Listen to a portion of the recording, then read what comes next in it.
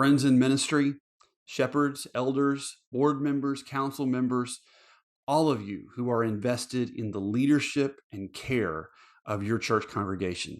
You're receiving this email because you're in the 1128 database listed as someone who is in ministry or who is serving churches in a leadership role.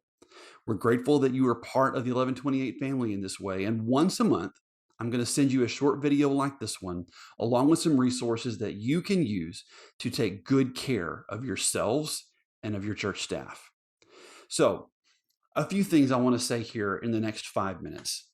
One is, ministers, pastors, think back for a moment to seminary. How many of your fellow seminarians are still in ministry? Some, you say? Yeah, that's probably true. It's true for me as well. Go back to undergrad. How many of those undergraduate Bible and ministry students do you still know of who are in ministry of any kind?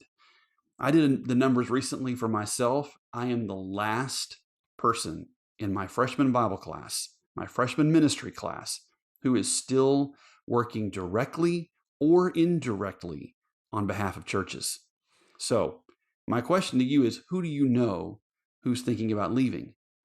Who do you know who is on the verge of choosing to do something else besides ministry? Who may even be on the verge of saying enough when it comes to God, enough when it comes to the church? Who do you know who's already left? Reach out to them. They are lonely. They are lost. They are afraid, even if they found a new job recently. It's just not the same. So I encourage you to reach out to them. For those of you who would consider yourself shepherds or elders or deacons or board members or council members, whatever it may be that your church calls them, those of you who are making decisions financially, administratively, and pastorally about your church in a volunteer way, please hear me when I say this. Your pastors are tired. They have spent a moment or two, or a month, or a year or two in a space they've never been in before with regards to ministry, feeling so deeply tired to their bones that they don't know how to go on. There's two kinds of pastors right now, those who know this about themselves and those who don't know this about themselves, but they're all in that category, all of them. And I don't overstate that.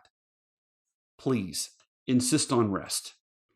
Even if it's something as simple as giving them tickets to a show or to a game, sending them on a date night with their spouse, taking care of them physically through a retreat or a weekend off, whatever the case may be, go the extra mile to take care of them. And if they haven't had a sabbatical in a while, it's time to take a look at that policy. Because there are two kinds of people right now when it comes to ministry: those who will get a sabbatical and need it, and those who won't get a sabbatical and need it. Everyone in ministry needs to be able to hit the reset button, even if it's just for a short time. When they do, they'll find the clarity and the resilience to keep going. You'll find in this email several resources you can use right now to better take care of your staff, which are free to you to use because you are in church, because we know how hard you work. Thanks so much for serving the kingdom. Thanks so much for serving your church. Thanks so much for serving the people who are there and to whom God has entrusted to you.